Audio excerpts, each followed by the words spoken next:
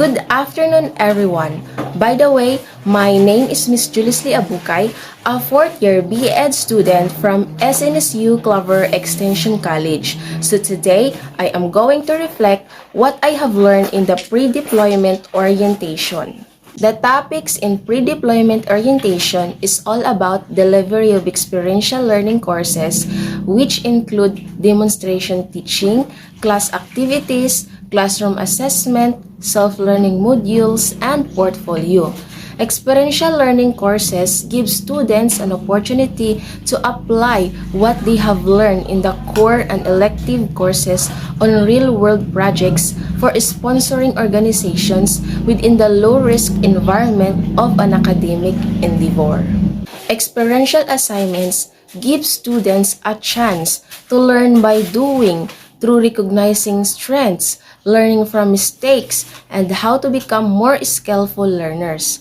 Experiential learning requires the active engagement of the students as well as the instructor who serves as the facilitator of the learning process. A method demonstration is a teaching method used to communicate an idea with the aid of visual such as flip charts, posters, PowerPoint, etc. A demonstration is the process of teaching someone how to make or do something in a step-by-step process. Demonstrations assist in teaching a skill with multiple steps. They engage the audience and encourage audience participation. Finally, demonstrations are a way to engage the audience in a more complete way rather than focusing on simply auditory or visual teaching strategies.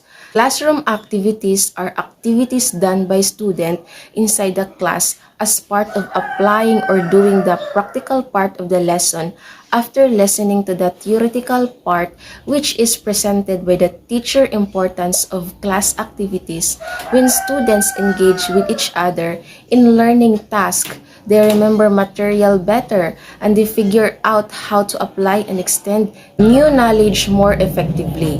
Classroom assessment is a systematic approach to formative evaluation used by instructors to determine how much and how well students are learning.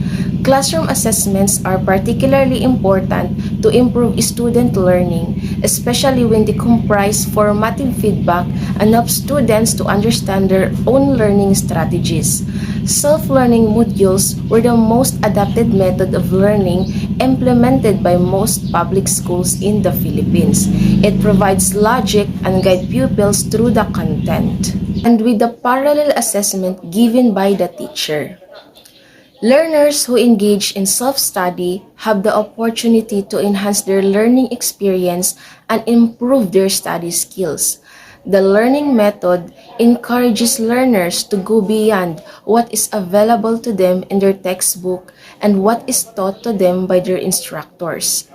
A portfolio assessment is a collection of student works that are associated with standards you are required to learn. The collection of work is often gathered over a long period of time to reflect what you have been taught as well as what you have learned.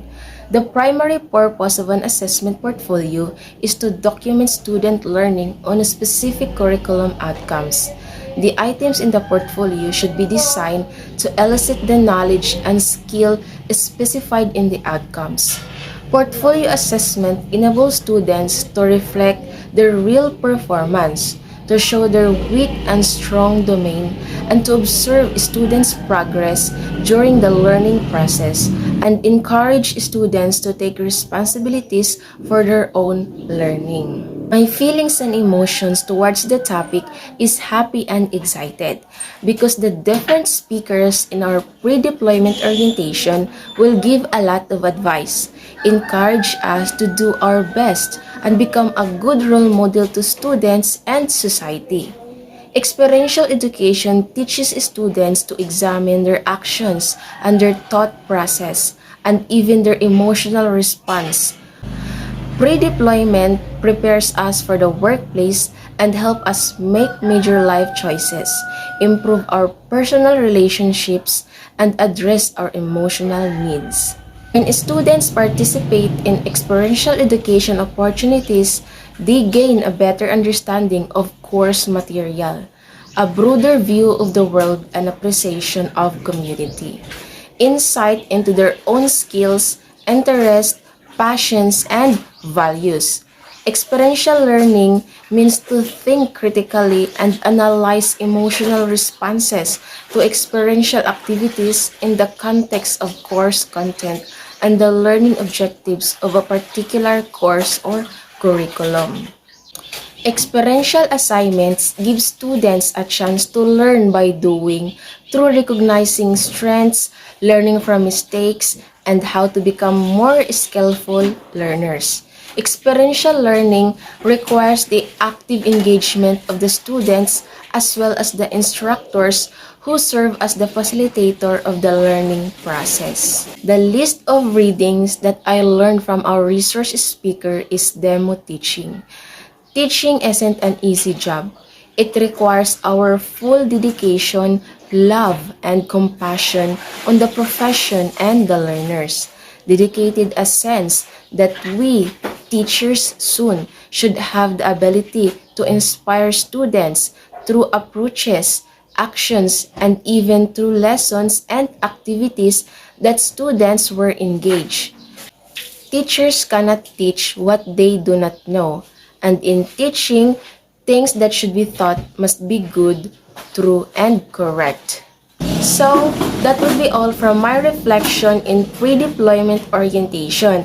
Thanks for listening and God bless.